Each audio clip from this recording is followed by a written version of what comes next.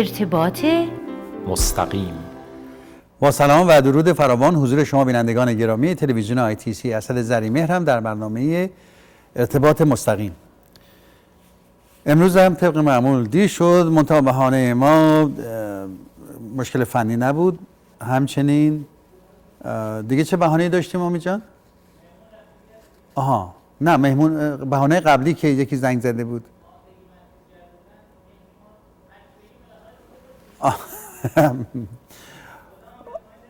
آره ما گفتیم که مشکل فنی داشتیم، باورشون نمیشد، نمیدونم یه مسائل دیگه. به هر حال ما به کسی دروغ نمیگیم. این مهمون ما که الان در استودیو تشریف دارن ماشین نداشت. ما 20 دقیقه به 6 منتظر شدیم چرا این باید بیاد. بعد یادمون افتاد که قرار شد ما بریم دنبالش. خلاصه کوبیدیم رفتیم خیابان شانسی طرفای شپرده و محور دام میلز. ایشونو پیکاپ کردیم از اونجا آوردیم اینجا. هم هنرمنده، دکترای تاریخو داره و همونجور که دیروز هم خدمتتون عرض کردم هموطن ترکمن ماست، آقای دکتر خانگلدی اونق. حالا با ایشون در این رابطه صحبت میکنیم. یکی از مجلاتی که آورده بود که ایشون در اونجا هم مقالی برای چاپ میده مال حیدر بابا است.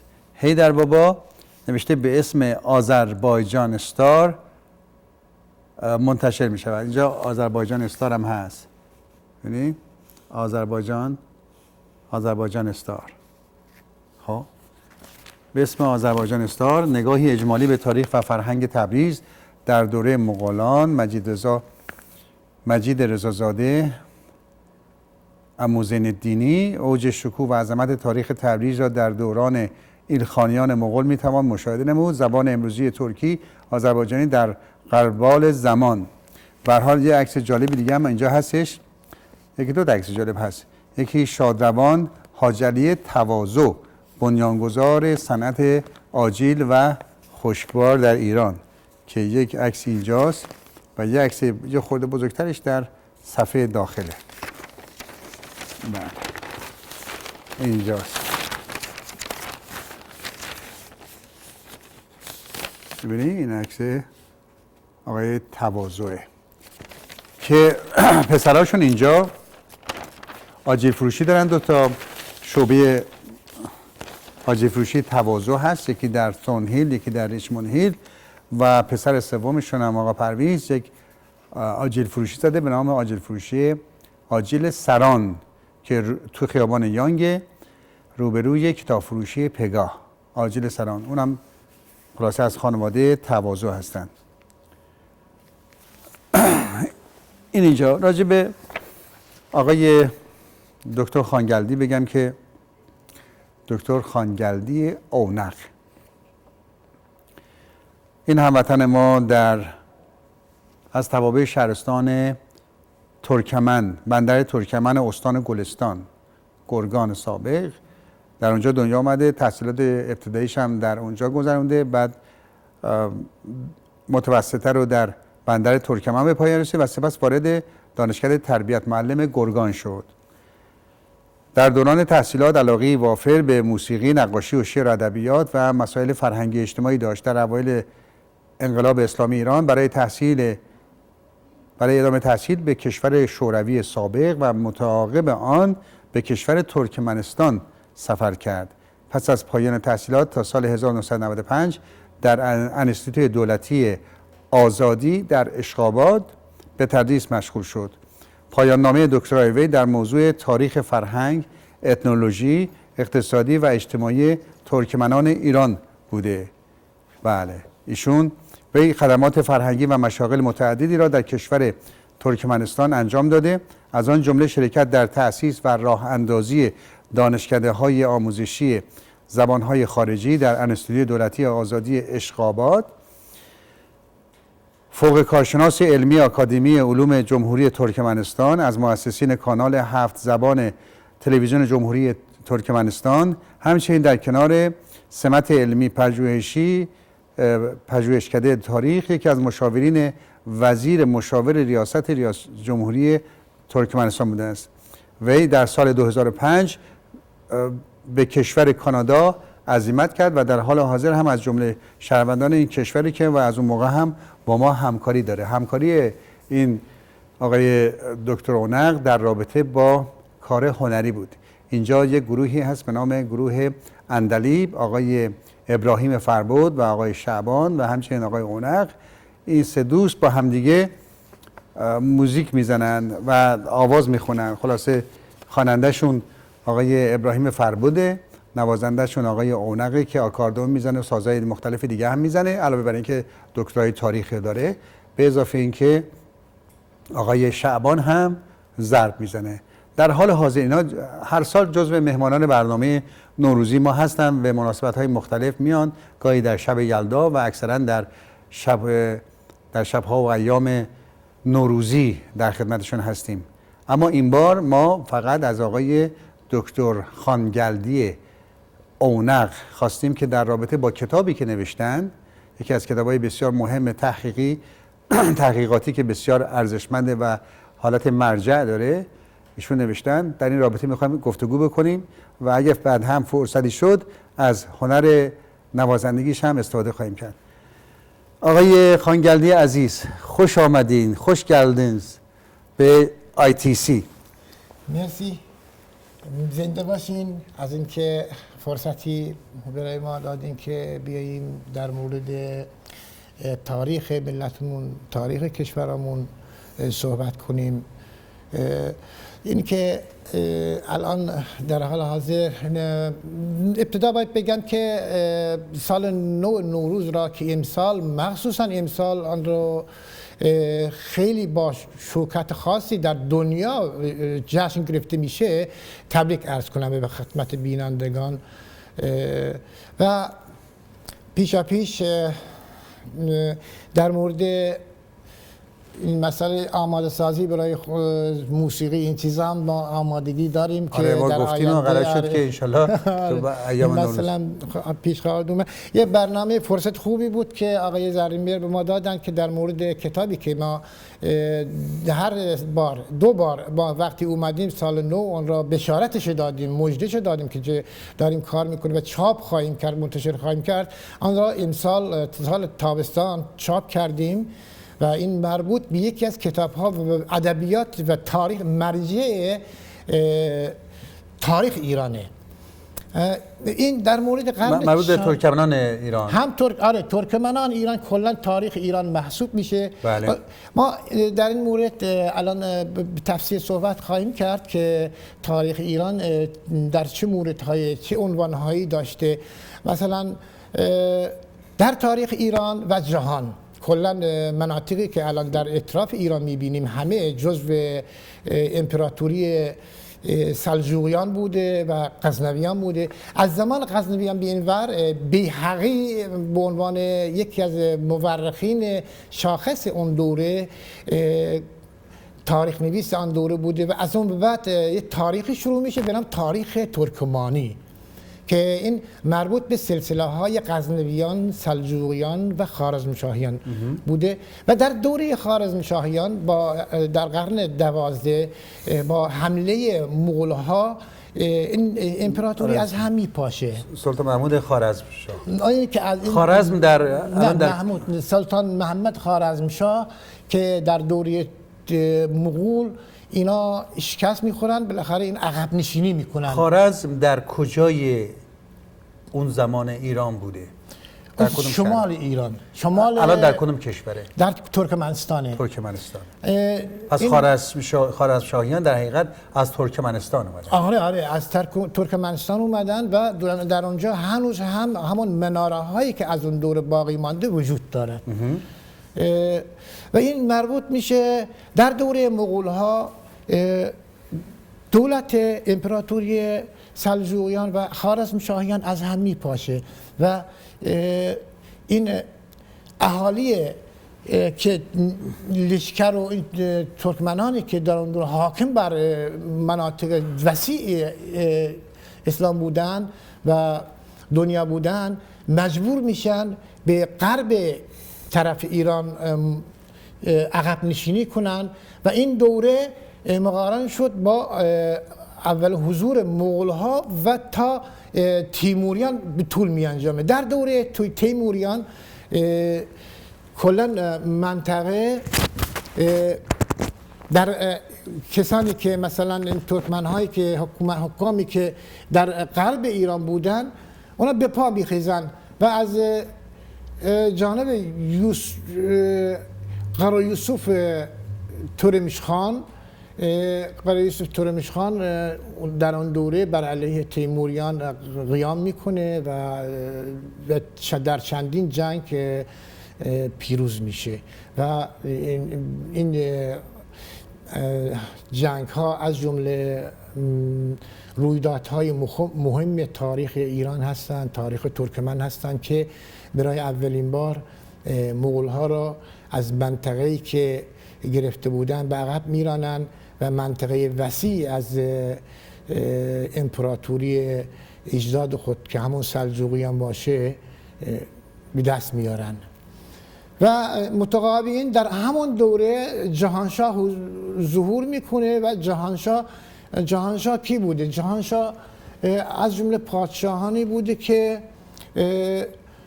مسلح به افکار و عقیده های حروفیزم بوده، به سکولار بوده. اولین دولت سکولاری که در ایران به وجود اومد همین دولت قراقویلوها بوده و به سرکردگی جهانشاه خود حروفیست بوده، چون در تمام نوشته هایش، در تمام اشعارش علایم و گرایش او به حروفیسم دیده میشه. در قرن تاریخ تولد جهانشاه مربوط میشه به 1397. البته 4 تاریخ بر تاریخ تولد برای جهانشاه قائل میشن که صحیح ترین آنها رو سال 1397 قلمداد کردن و این مربوط میشود به قرن 13 که اواخر قرن 13 در واقع در 3 سالگی جهانشاه وارد قرن 14 میشه.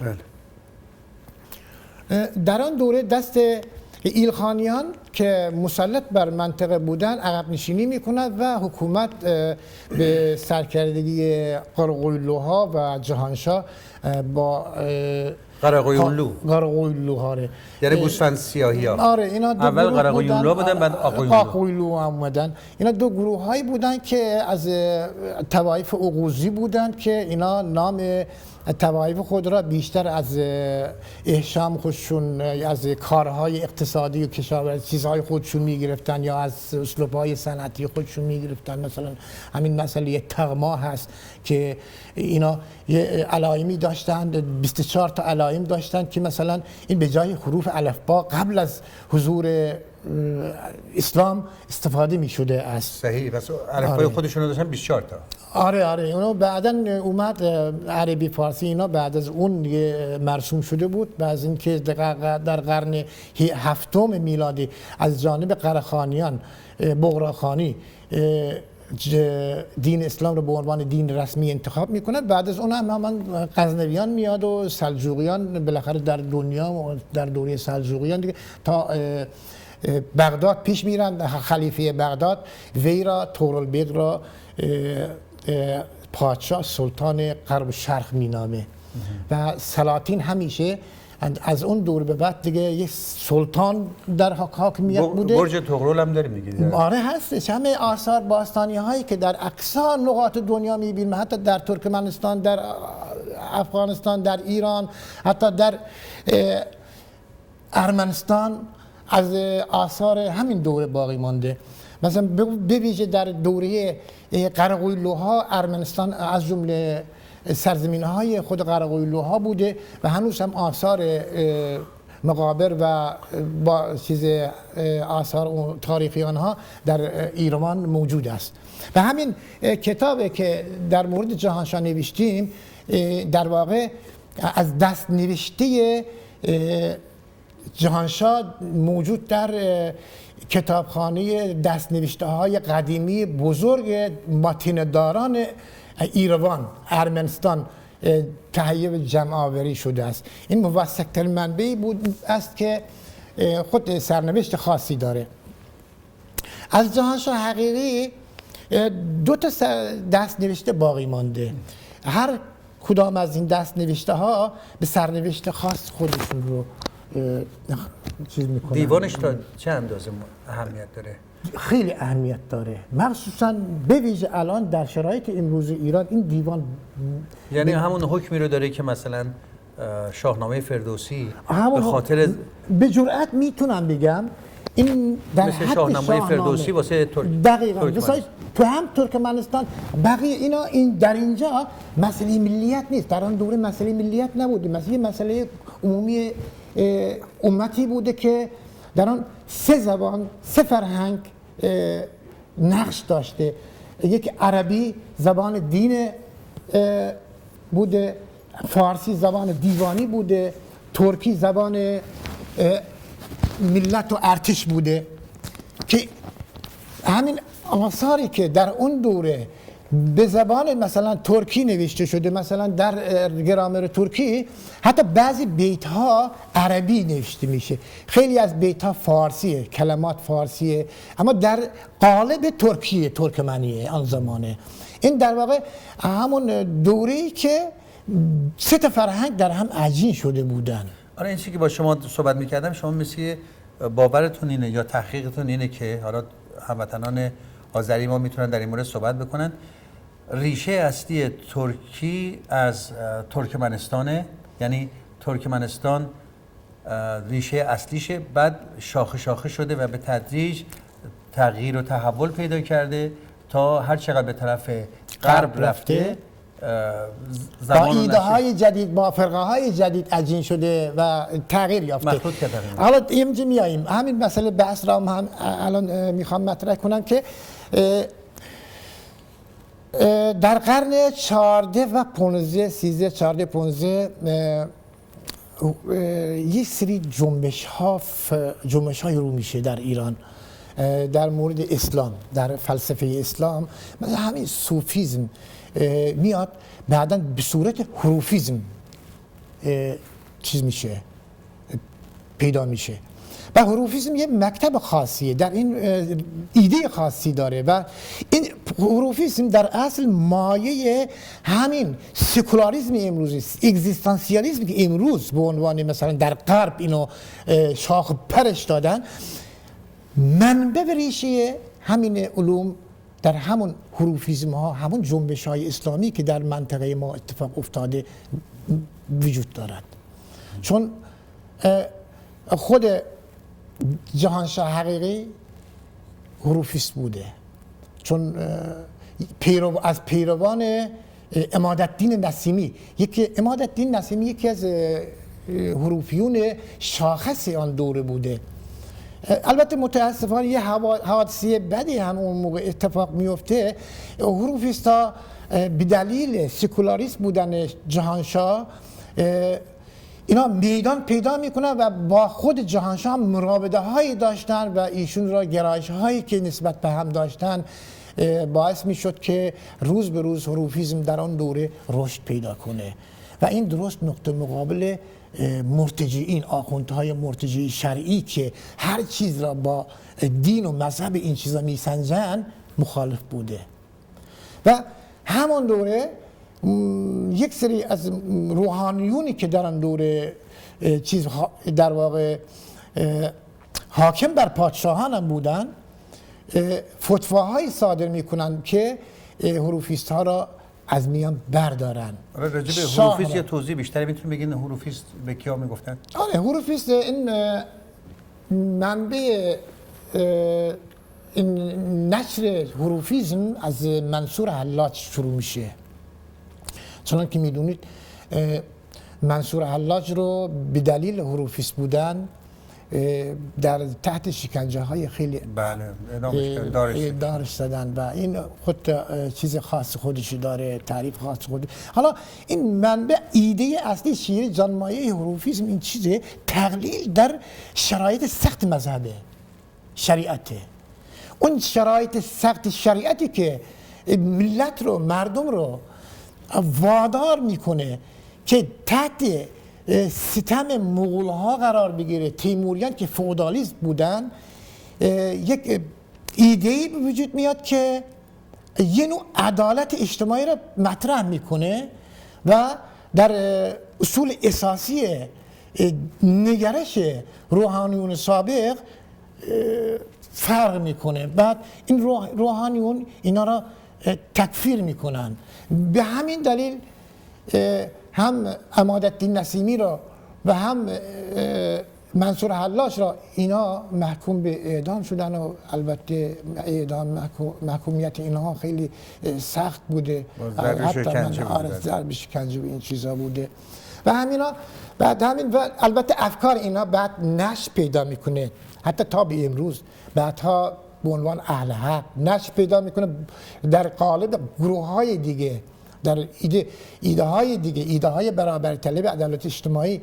این ماهیت انسان رو مثلا انسان رو به چیز مادیت انسان اعتقاد داشت، چیز اصلیش همینه، مادیت انسان اعتقاد داشتن. این مسئله همین مسئله امر باعث شده که فتوای قتل اینها صادر بشه و جهانشاه حقیقی در قتل عام اینها، در دستگیری اینها خیلی چیز کرد. ابتدا نخواست سرکوبشون کنه، ولی روحانیون فتوا دادن که بر علیه شاه اگه فتوا نده این حروفیان رو از بین نبره، خود شاه را باید بر علیه خود شاه باید قیام کنن. شاه رو مجبور کردن که شاه رو مجبور کردن حروفیون رو در آن دوره قتل عام کنن. در این دوره 500 تا از حروفیون قتل عام میشه. بزمینی مثلا یوسف نامی بوده، رهبریت اونا را داشته. بعد یه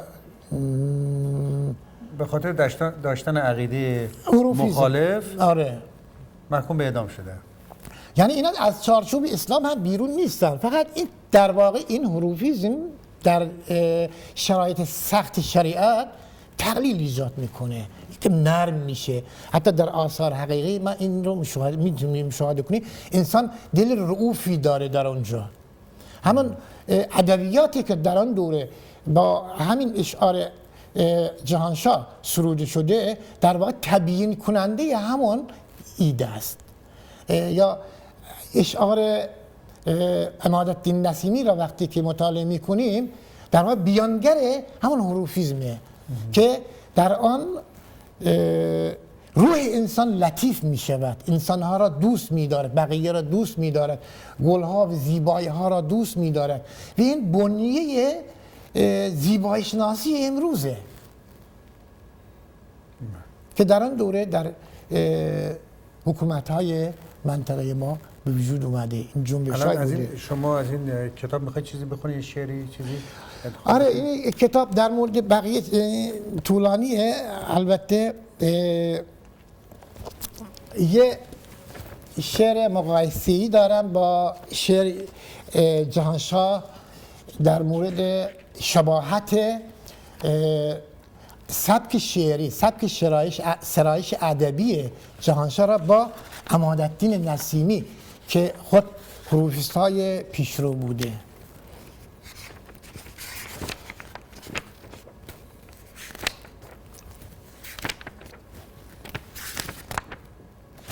فقط میخوام توجه داشته باشید این چقدر ادبیات خاصیه.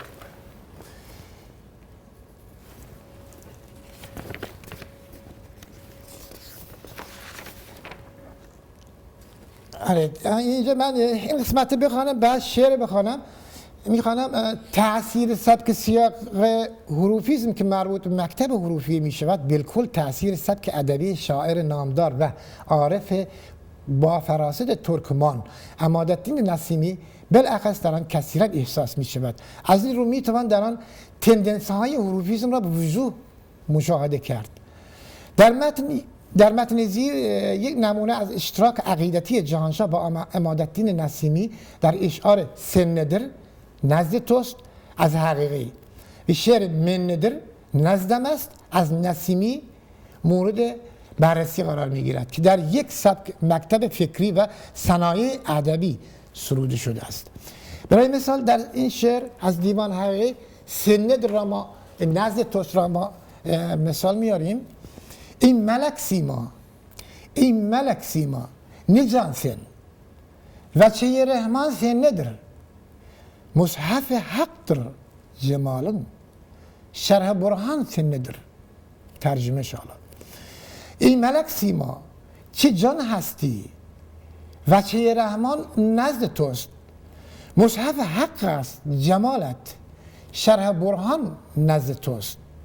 حالا اصل شعر: نافضول جاوید از آن صد امر ترور عالی. فقط اینجا ترور ترکمنی ها.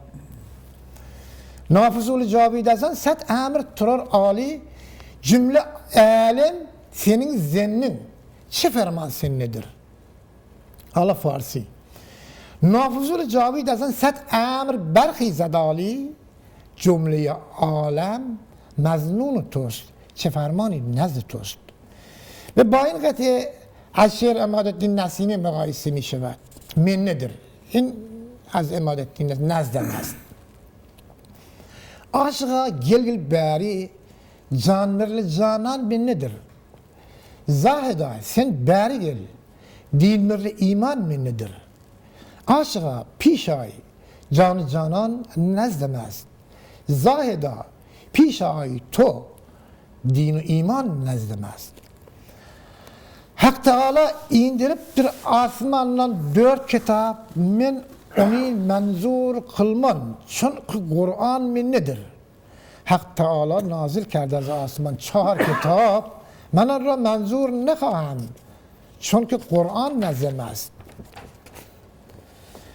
چنانکه میدانیم در آثار مثلا یه سری شعرهای فارسی هم از او به یادگار مانده که پراکنده هستند در منابعی که در دستنوشته های دانشگاه تهران موجود است که اینو اخیراً از جانب محققینی که در ایران هستند به صورت یک کتابچه در آوردن، اشعار فارسی شد در ارتباط با مولانا جلال الدین سروده.